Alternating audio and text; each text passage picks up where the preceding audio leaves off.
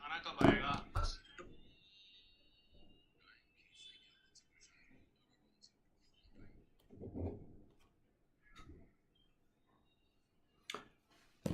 Hi, hello, namaste. This is CA Dhananjay Bhave, educator on Unacademy. Is my audio clear to all of you? Can you please confirm in the chat box? Can you hear me? Can you see me?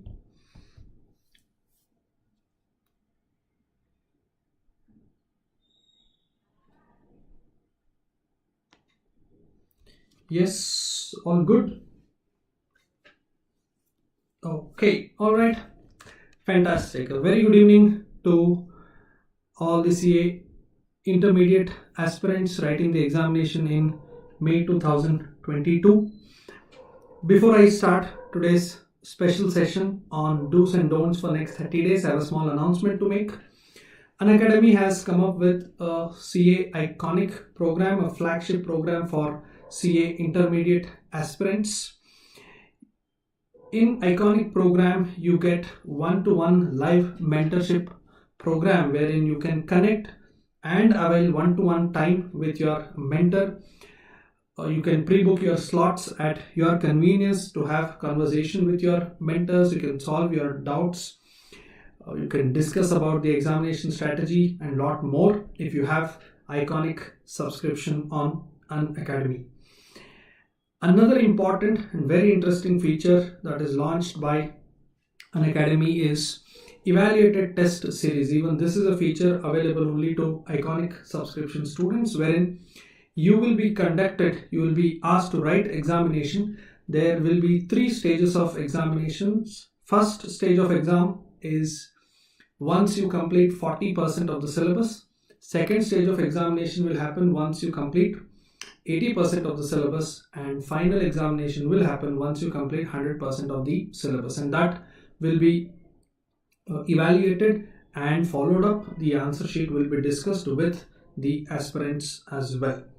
So Iconic subscription, when you take on Unacademy app, you need to use code YESHAS Live, YESHAS LIVE. YESHAS Live is the code. You can take subscriptions for 6 months, 12 months and 24 months as well.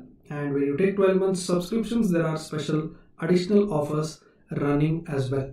And if you know any student who is now in foundation, you can recommend them to go for a combo subscription of foundation and intermediate, wherein they can take 12 months or 24 months of subscription, with which they can attend all classes of foundation and also the classes for CA intermediate once they complete foundation examination. So 24 months is more than enough for anyone who is now in 12th standard to go for this combo offer, foundation as well as intermediate. And as you are aware, on Unacademy you have unlimited access to live and recorded classes. So even if student takes another attempt, if there is 12 or 24 months of time with him or her, they can make good use of this combo offer.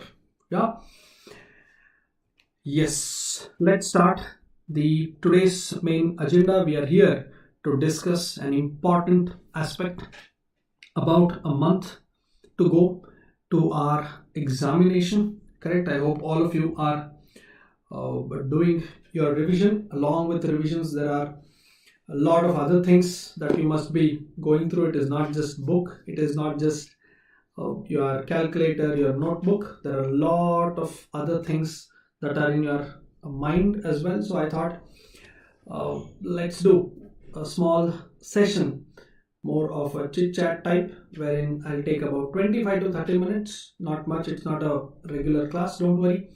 I'll share some of the tips that I have to ensure that you are well prepared to face examination 30 days from today. You know the subject, you know the syllabus. You don't need me to now again tell you which are the important topics, correct, which are the important concepts to be studied, that you guys are very well aware of. So what I'll be covering in today's session.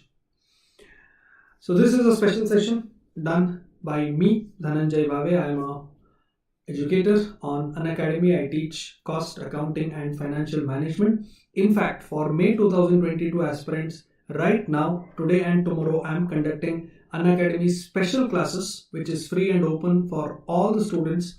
I am doing financial management formula revision, 2 sessions of 2 hours each, which is for 4 hours.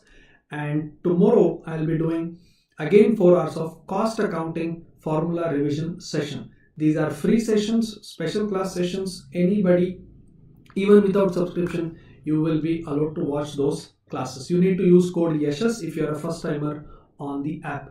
Link to all those special classes are already provided below in the description. You can refer to that. You can go to the session. Today I in fact did FM formula revision. Tomorrow I will be doing costing revision.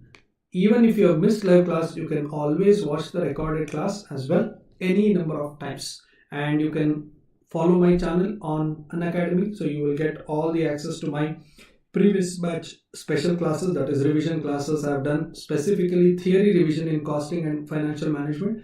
Most of those were special classes, and I have already completed RTP and mock paper discussion of December 21 and May 22 examination. All of these are free sessions to everyone. You need to subscribe to my account on Unacademy, and in future till your examination, whenever I schedule a special class, you will get the notification as well. Alright, so couple of tips to ensure that you are in good mindset when you enter the examination hall.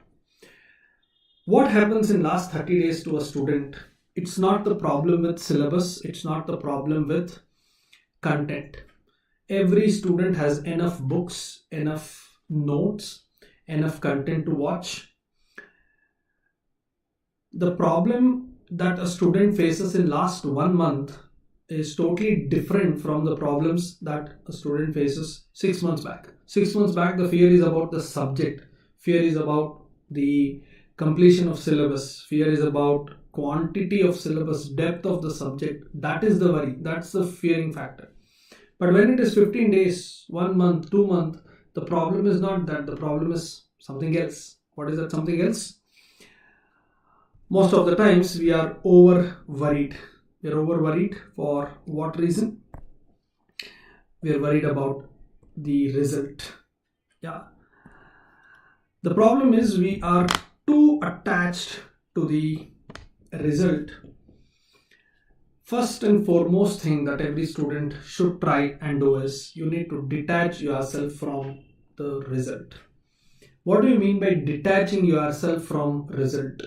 Don't worry too much about what may happen, what may go wrong, what if you fail, and so on. Detach yourself. Stop thinking about these factors. And what you should be doing more for next 30 days is attaching yourself, I have written there, towards the efforts that you can put in. Many students don't study properly, not because they don't know the subject, but because they worry too much about what can go wrong. What if I fail? What if I don't get good marks as expected? I want to score very high marks, but what if I fail to reach that number? So you are too attached to the outcome and very less attached to the effort. In the same time that you, according to me, waste, I don't say spend, in the same time that you waste in thinking about the result, if you start thinking about the efforts, understand in every subject you can score 5 marks more. So first thing is detach yourself from result. Come what may, you should be ready to face. Result is not in your hand, effort is in your hand. So why should I worry about something that's not in my hand? You should first come out of this zone. What if this happens? What if that happens? All of that is out of your hands. Next 30 days into 24 hours is with you. Examination, those 16-17 days, that is with you. What can you do in 30 plus 16, about 45 days, that is with you. What happens after that is, honestly speaking, none of your business, to be honest. It is ICA's job to conduct exam, to get the evaluation done, to publish the result. Till that, you have no work to do. Yeah, so after writing the exam, it's none of your business. Why are you so worried about result? Detach yourself. Don't worry too much about the outcome. Some students messaged me when I announced today that I'll be doing this session. Some of them messaged me today stating, sir, I know the subject, I'm very well in the subject, but I'm somewhat scared. So what is the reason for fear? Are you worried about exam? No, sir, I think I'm prepared well. Then what is the fear? Sir, what if I fail? Which means the fear is not about exam, the fear is about result. And funny part is, result is not in your hand. How well you write exam, that's in your hand. Many students are worried about the outcome, as I told you in the previous slide as well. You have too much of tension, too much of fear. Okay, fear about what? What if I fail? What will happen if my friends clear and I don't? What if they all leave me and go ahead in the course, and what if I stay behind? It's, as I told you, none of your business to think about the result. You don't have fear about examination. Tell this to yourself. Every morning when you get up, you tell this to yourself, I am not scared of exam. In fact, you are really not scared of exam. Think about it. You're always scared of result. What if I fail? So I am scared. To write the exam? No, I'm not scared. I can write the exam. So why don't you think about what can you do to give your best effort in exam and stop worrying about the result. So fear should go, because fear in your mind is for a total wrong reason. Fear in your mind is for what reason? About result. And is there anything that you can do about result? No. That means you're worried about something which is not in your hand. That's waste of time. Don't do that. Next 30 days, ensure no negative thoughts. As you say, good vibes only. Think positive. You need to believe yourself. This is the time when more than subject knowledge, how you trust yourself matters more than anything else. If you keep doubting yourself, you are losing mark every single day.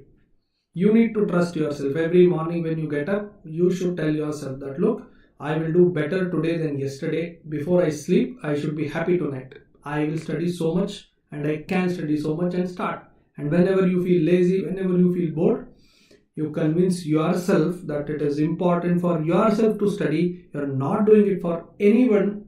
Yeah, you decided in the morning that you will be studying better than yesterday. Now in the middle of the day, you can't be lazy. You keep telling yourself that you can do. Every morning, every night before you sleep, keep that good thought process in mind. Fear, negativity, people who always demotivate you, or people who discourage you, or people who think you can't do bigger things, avoid all such people. And if you think something is distracting, avoid that also. You need to have only and only good thoughts in mind, good energy. Your body, your mind, your heart, everything should focus on only one and one thing, and that is your preparation, that is your examination. And in that, any negativity is going to disturb us, distract our flow, and that should be kept outside. If some negative things come, first in, first out method, take it in, leave it in the same speed. Don't keep it inside. You need to have positive attitude towards examination. Only then you will be able to perform well. Keeping good thoughts in mind, keeping positive vibes in your mind will always give you more energy, physically, mentally. You will not be scared about small things, because you always think about good results. You always think about good work. You always think about good people, you listen to good music. Anything that makes you feel fresh, feel relaxed, feel energized. You get motivated by listening to something every morning. Do it. Is it giving you good vibes, positive energy? Simply do it. Next 30 days, you should do everything that can give you good vibes. Keep in mind. Therefore, the next slide. Right people. Those who know that next 30 days are important to you. Those who understand your priorities. Those who are cooperative. those who are supportive to you, spend time with them only, not with anyone else. Everything else can wait. Remember that. Yeah, those people who are always there to support you, spend time with them.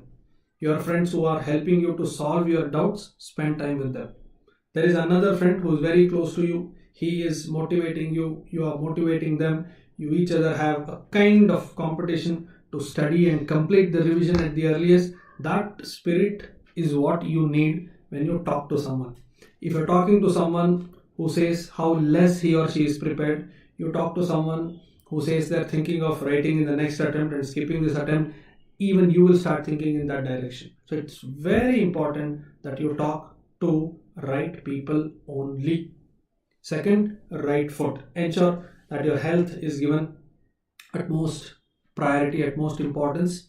Don't eat too much outside, because for you, even falling sick for 2 days is loss of 48 hours.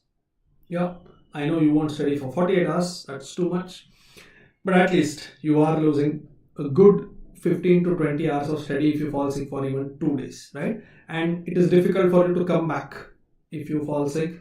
Maybe 1 or 2 days medication, then you come back, it is difficult to come back. It takes again 1 or 2 days for you to come back. Therefore, ensure that you take care of this aspect. Many people neglect this. Right food is very, very important. Last one, right routine. Why am I saying right routine? You have a study flow, you have a timetable for yourself.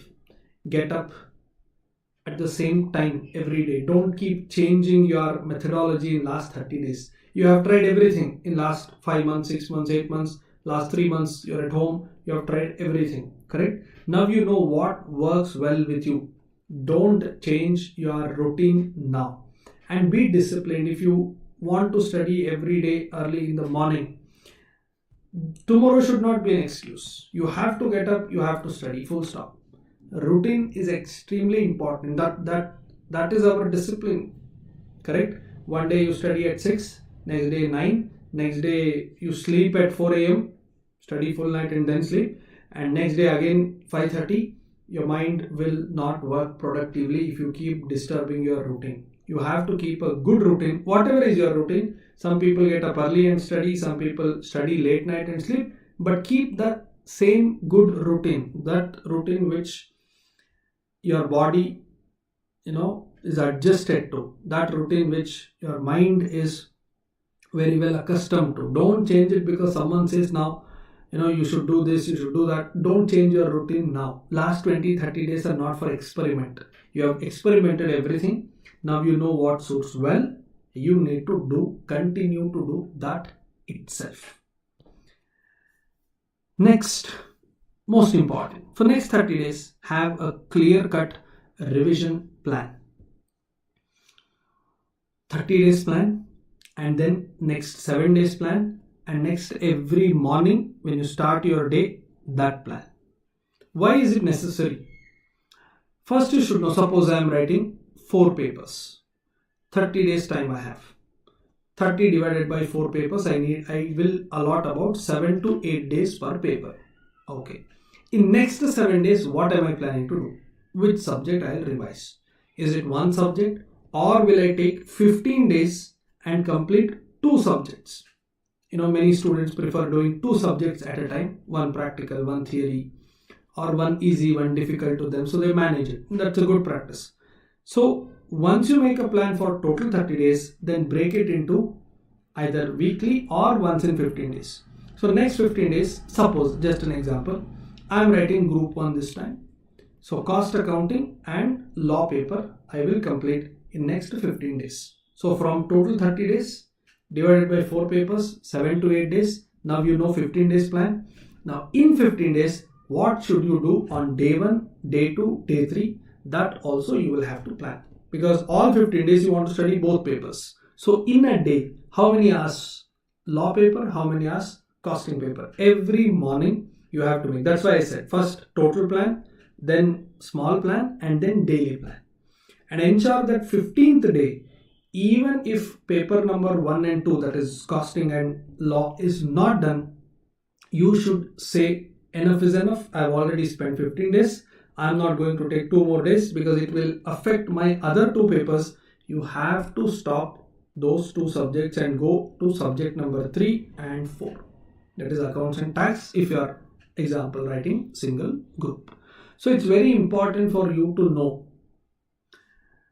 the time is very, very crucial. Many people, even now, when they are just 30 days away from exam, they study without a proper routine, without a proper plan. Randomly, someday full accounts, 3 days only law, then suddenly they come back to account, they don't remember what they did 5 days back. This is what happens when you don't have a clear-cut plan, a clear-cut roadmap. And unfortunately, for many students, this roadmap is missing. For many students, they just study which chapter, any random chapter. They open the book, okay, chapter number 7. Tomorrow, let's see tomorrow. Today, chapter number 7. That's not the way. 15 days, full accounts should be completed. 15-day full costing should be completed. So, how will I do which topic, which day? For example, tomorrow is April 14th. So I will do 14th and 15th introduction and cost sheet. 16th material, 17th labor, 18th overhead and ABC. Like this, you need to have a plan. For that, what you need to do further, how to make this plan, I am explaining.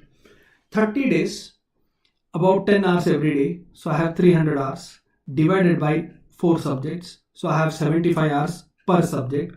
Now go to your costing textbook. You have total 75 hours. Allot the time for each topic. Sometimes this task is difficult. So what you do, 75 you divide by total number of chapters. Suppose you have 13 chapters, 1, 3. Then 75 divided by 13. Say about 5 to 6 hours on an average, roughly. Then you write 5, 5, 5, 5, 5 for all the topics. And then you see, is 5 enough or is it too less or too much? Suppose there is a very small topic which you know it can be done in 2 hours. So cancel 5, make it 2. Now you know you have 3 hours extra. And then you know there is some other topic which definitely requires more time. Allot this 3 there. Say marginal costing, 5 is not enough, you know, so make it 5 plus 3. Like this, total will not change, but within 13 topics, number of hours allotment should change. By doing that, what will happen? You clearly know, you very, very well know that out of 300 hours in next 30 days, I have made a plan for next 15 days. I have made chapter-wise hours allotment. Tomorrow morning when I get up, one topic of costing, one topic of law. Costing is going to take 6 hours. I will complete that. Law, I have decided another topic for 4 hours. So total 10 hours a day. By end of the day, I will sleep only if these 2 topics are done. It may be 30 minutes extra, maybe 30 minutes early, but you have to keep a very good track of plan versus actual. Otherwise, you will be all good at planning. Nobody will execute it properly. We are all good at this. After this session itself, I know everyone will sit and plan. But will they execute from tomorrow? God knows. And that's a problem many times.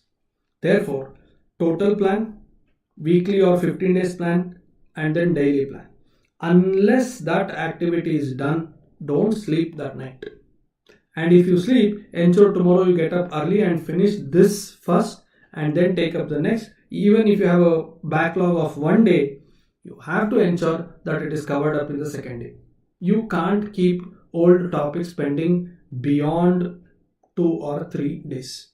If you have planned introduction in costing, introduction and cost sheet, and in company law, say meetings chapter, today you wanted to complete these 2. Come what may, you have to complete. Now morning, whether you want to study costing or law, that is up to you, your convenience. You know what is better to you at what time. Yeah, some students, when they feel sleepy, they pick up practical paper. When they have good energy, they pick up theory paper. Up to you. There's nothing as, right or wrong.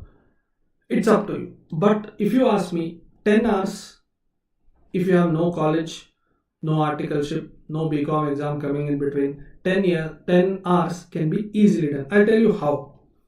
I'll just give you one small example of how 10 hours can be done.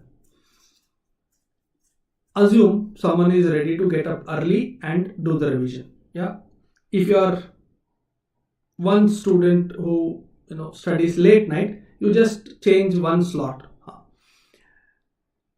the first slot. Yes, so I can study from morning 7 to 9:30 with a 10 minutes break. Again, take a break for breakfast for say half an hour, 45 minutes. 10:15 to 12:45, again one stretch of 2.5 hours, in between 5-10 minutes break.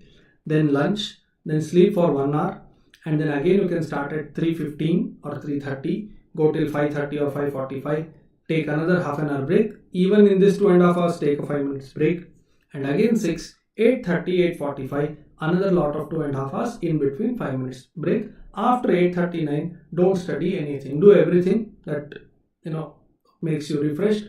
Have dinner, go for a walk. Anyway, you have slept in the afternoon. If you want to study a little extra, that's what I told you. Pending things, you can study. If you don't want to study also, no problem. Sleep, keep a routine. If you are one such student who can't get up early in the morning, then you'll have to have one more session after dinner, maybe 10 o'clock to 12:30, and then you sleep. Morning, that 7 to 9:30 slot, you don't study, you directly start from 10:15. Get up late because you slept late. And when I tell this, many students say, sir, it looks doable. This is our regular batch timings. Morning 7 to 9:30, 10 to 12:30, morning batch, 3 to 5:30, 6 to 8:30, evening batch. I am teaching for 10 hours for so many days. Simple, same routine. If I can sit and talk for 10 hours, you can easily sit and study. You also take 5 minutes break. Who is stopping you? Even if you take break, you can still study 9 hours 30, 9 hours 40 minutes. And any day if you are more energetic, do more. So the next day you can relax a little. So you can conveniently study 10 hours. It is not impossible. It is doable, just that you have never tried, or you have already decided that it's impossible, so you're not even willing to give a try. You can. So 300 hours divided by number of subjects, divided by number of chapters, allot that in the index sheet, then you modify small topics, big topics, then every day. Now you have decided next day 1 to day 15, I will be doing subject number 1 and 2, and then make a plan for every day. How many hours out of 10 hours, how much is for costing, how much is for law, and so on. And when I say this way of revision, understand, it is revision. Don't sit and work out every sum. That's not revision. And revision, you have to select good problems, select important things, only study that. And revision should be with RTP. Revision should be with mock test paper. Revision should be with latest question paper. Revision is not sitting and working out the sum. And next 30 days, you have to slow down or reduce your working exercise. Some of you like solving problems so much.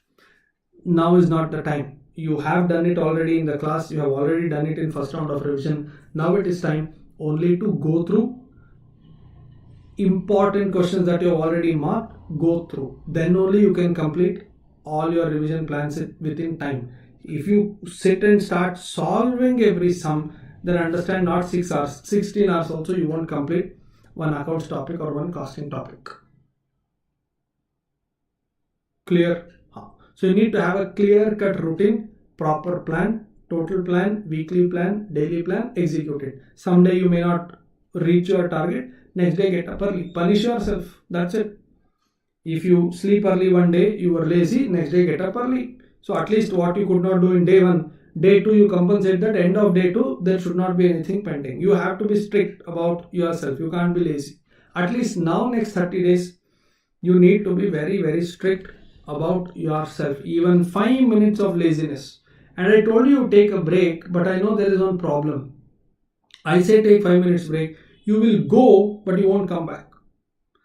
This is where your result is decided. Remember, result is not based on what time you start studying. Result is based on when you come back after taking a break. 5 minutes you say, are you coming back exactly after 5 minutes? If the answer is yes, understand you are in right direction. That day you add 1 mark to yourself in mind. 5 minutes break, you came back immediately. After 5 minutes, not a second is wasted. You should be happy about yourself. And you say 5 minutes, that becomes 10, 15, 20, and then you start giving excuses to yourself. Understand, your marks are getting reduced when the marks card is out, and then you will crib about having done all this, and then you say, sir, I was not disciplined. I think I wasted a lot of time. I could have studied more. I did not study. Why all this happens? Because when you're studying, you're not disciplined, you're not strict about yourself, and later you repent and you're matured enough to understand also. Many times when students don't get good results, when I ask them what went wrong, they don't blame others. Most of the time they blame themselves. They say, sir, if I had studied little more, no, I could have cleared, sir. They themselves say, sir, I think I was lazy, I was underprepared. Maybe, sir, I could have done more, but I did not do. I don't know why. This is the answer. They don't blame, sir, in my house there was too much of disturbance, that's why I could not study. No one complains that. That means you know the root cause is laziness. When you make very strict plans about studies, unless the laziness problem is sorted out, none of this, and whatever I told you in the last 30 minutes, none of that can work unless you fix the problem of laziness. Last thing, without taking much of your time, you need to stay calm. Unnecessarily reacting to every small thing. I'll give you an example. Some students, there are 10 chapters in a subject, 9 topics, they are very good, well prepared, revision done. There is one topic, whatever circus they do, they are not able to get that good rhythm in that subject. They have tried everything, they are not able to do. They don't know why they are not able to get that flow in that particular subject, that particular chapter, And what happens to such students? They worry only about that one subject, only about that one chapter. Now, out of 4 subjects, okay, you are weak in 1, you are good at 3. Even in those good subjects, out of 10 chapters, you are good in 9 topics. You are not so good in 1. That's okay. You don't have to be good in all 8 papers and in every topic in all 8 subjects. That's impossible. Keep it in mind. You don't need to be so good in every topic and every sum. You tried a chapter, you're not able to understand, you took help of your friend, you watched 2-3 video classes, none of that is working, you're not able to get it, leave it. You waste so many hours in that one topic or 2 topics or 2 chapters. 8 or 9 chapters you are very good at. So in examination, understand, question paper will be for 116 or 120 marks. You can always leave one question. You can leave this itself. Even if this question, the chapter which you are not good at, comes in compulsory section, compulsory questions are only 5 marks questions. Only one question can come from one topic, no. So what is the maximum risk? You are going to write for 95 marks. The risk is about 5 marks. That's it. For 5 marks, so much of anxiety, so much of worry, so much of negative thinking, so much of fear. Sir, what if, everything comes from these 2 topics which I'm not good at? Okay, there are 8 topics which you're saying you're good at. Are you really good at those 8? Why don't you spend your energy, time there and make sure that you score 85 out of 85 there itself? Then why do you even need these 2 topics? If you're so good in other 8, try scoring 85 or 90 there itself instead of cribbing about this 1 or 2. So one reason why I added this extra slide is there are many students who are good academically, but they get tensed, they get worried, they react to every small things. They're worried if one sum they're not able to answer. That's not correct. You need to stay calm. What is the worst thing that can happen? Okay, Siddharth is asking, any questions you have, you can send it in the chat box. I will answer at the end. What is the worst thing that can happen? You will fail. That's it. Some students, they are good in all 4 papers, but they're somewhat not sure whether they can pass or not. So they're thinking of not writing the exam itself. Now, by not writing May exam, what will happen? You will write in November 22. Now you are not so happy about your preparation. You still have 30 days. Why don't you put little extra efforts? And go and write. What is the worst thing that can happen? You may still fail. Anyway, you are ready to write in November 22. Why to worry if you try and fail? Correct? Instead of being lazy, instead of doubting yourself, instead of taking too much tension to head and then say, sir, I think if I write in November 22, it will be better. I can't handle this pressure. Why don't you leave the worries, leave the pressure, sit, think in a calm and cool manner, study chapter by chapter, maybe little extra hours every day, avoid negative thought process. 1 or 2 chapters you are not able to get it, leave those, that's okay. Then just go. Even if you score 25, 25, 25 in one subject, if you get an exemption, so much of burden is reduced for November exam. Correct? Anyway, you are planning to skip the attempt. If you skip also, it is 0, 0, 0, 0. If you go and write, it can be 5, 10, 25, 25. That's it. Anyway, you are writing in November. So what is there to lose? Skipping an attempt is the worst thing that you can do for yourself. Because you have already filled the exam form. You go, you don't go. What difference will it make? And anyway, you are ready to write in November. Some students. I'm being blunt here, don't feel bad. Some of you are saying, sir, I don't think I can write now. I'll write in November. Okay. Have you filled the exam form? Yes, sir. So if you go and sit and try getting one exemption now, next 30 days concentrate on only one paper or only 2 papers. All 4 papers you go and write. What may happen? Those 2 good papers you may score say 61, 61. Other 2 papers you may score 6 and 5. That's okay, no? When you go to November attempt, you will have 2 papers, burden reduced. So your November preparation will go well. What is the advantage of not even going? This is a very, very bad thing that many students are doing. By not going, what will you achieve? Think about it. That's also fail. Correct? You have filled the examination form. So there is no question of counting or not counting this as an attempt. It will be counted as an attempt because you filled the exam form, result will come, it will be absent, absent, absent, absent and fail total. Right?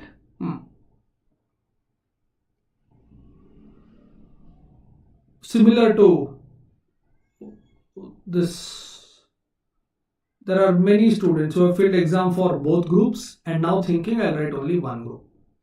Again, you have filled the exam form for both group. I think Siddharth's question is similar to that.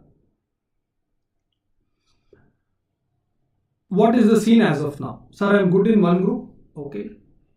In another group, I am not good in one paper, sir. So I am thinking of not writing that group itself. Now, look at this. You have filled the form. Why don't you write your best group in the best possible manner? Another group, you said one paper you are not so good at or you are not prepared enough. Assuming you fail in that. Out of other 3, find out which is your best subject. Yeah, give your best in that. If you can get exemptions out of 4, if you can get 2 exemptions in that group, then understand, first group you are anyway well prepared, you will clear. Second group, 1 or 2 subjects you are bad at, you may fail, but you can still score an exemption in those 1 or 2 papers. And November, you will end up writing only 2 papers, that too only in second group. If you don't even go, then understand, you will be little lazy because now you think from 8 subject burden has come down to 4. So you think there is so much time available in your hand and you will not even give good group 1. So I am saying to all those students who have filled exam form for both groups and are scared about 1 or 2 paper in any one or 2 group, any one group. One group you first decide which one you want to write. The best group, the group for which you are prepared very, very well. That is decided. Now the other group where you are not so good at. 1 paper you are bad at, 2 papers you are bad at, okay. Other 2 at least, can you try an exemption? So from today, can you study for only 6 papers? Those 2 also have to go, you can't be absent. You go, write 5 marks, 8 marks, score 5 also, 8 also, no problem. But get an exemption in these 2. Yes, Siddharth, I think you and many other students had this doubt. I hope my explanation has given some clarity to you.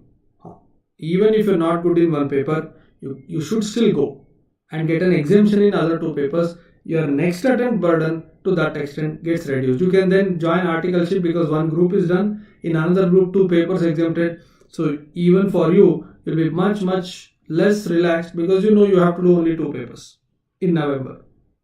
Therefore, not writing a group at all is not a good decision. Anyway, you're writing in November, why don't you try for an exemption now itself?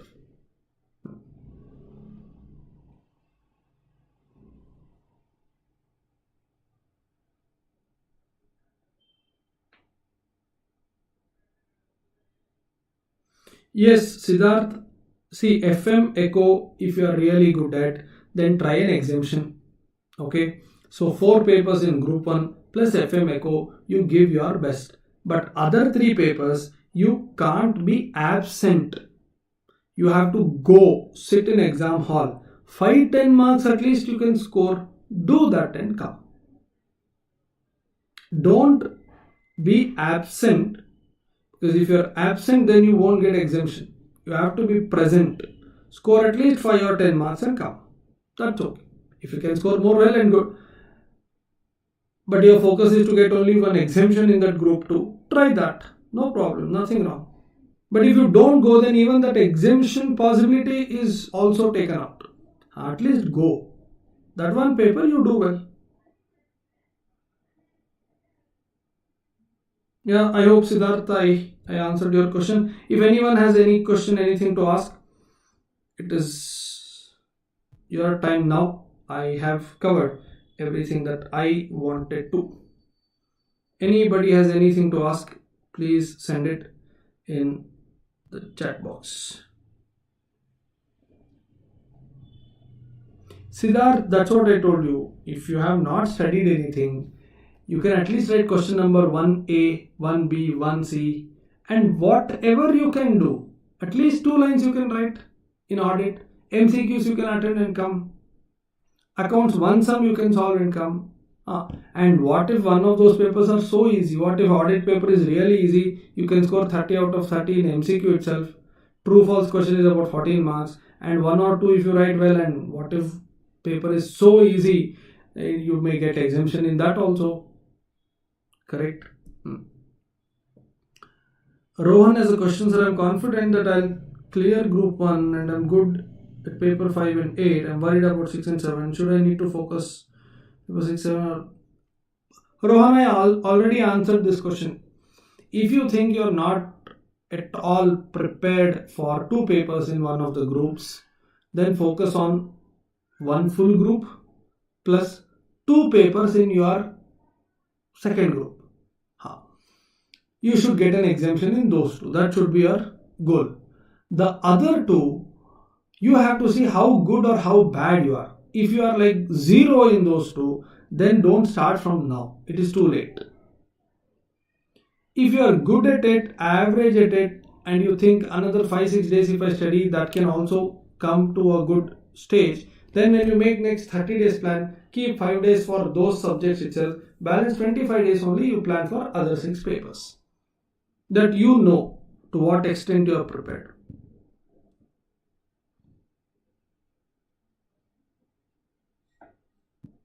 Yes.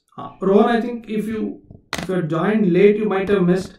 I was answering a question to Siddharth and this was similar to that.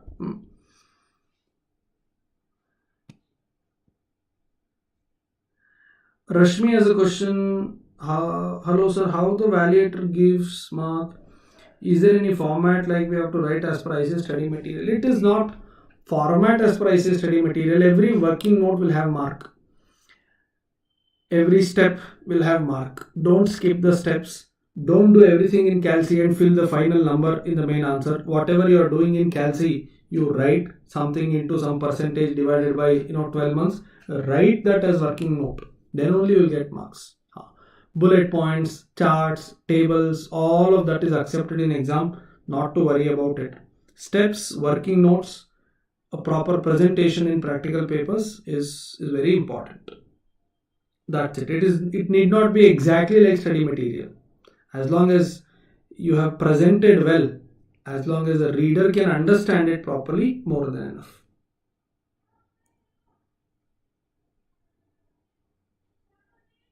Aditya has a question, sir. Generally, I have observed many RTP, MTP past papers.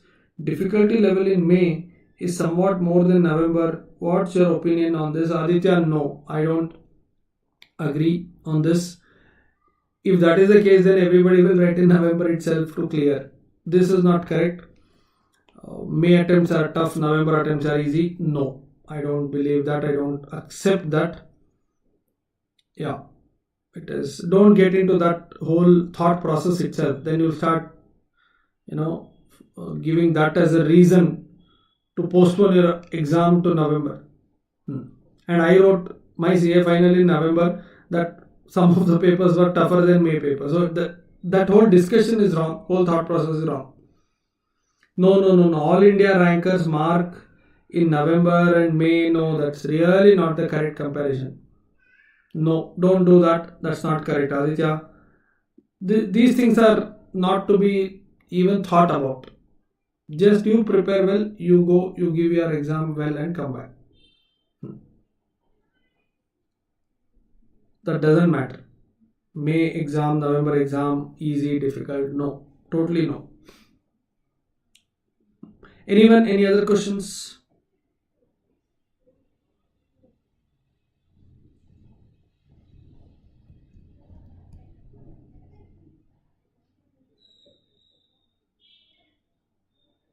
No more? Chalo. Thank you so much. I think it's time to wind up the session. Take care. I have already told you, you can go to the description box below this video. Tomorrow I am doing cost accounting, formula revision. It's a special class, free class to all students. Anybody can watch that class.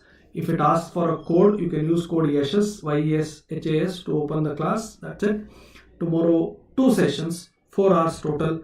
I am discussing only and only formulas important for examination in costing. Okay, and today I have done FM formula revision, whichever group you are writing, or if you are writing both, today's sessions you can watch recorded, tomorrow's you can join live. Okay, all right. Chalo, thank you so much. I hope the session was useful, and if you think this can help your other friends, do share the video with them as well. Thank you so much once again. Bye bye. Good night, everyone.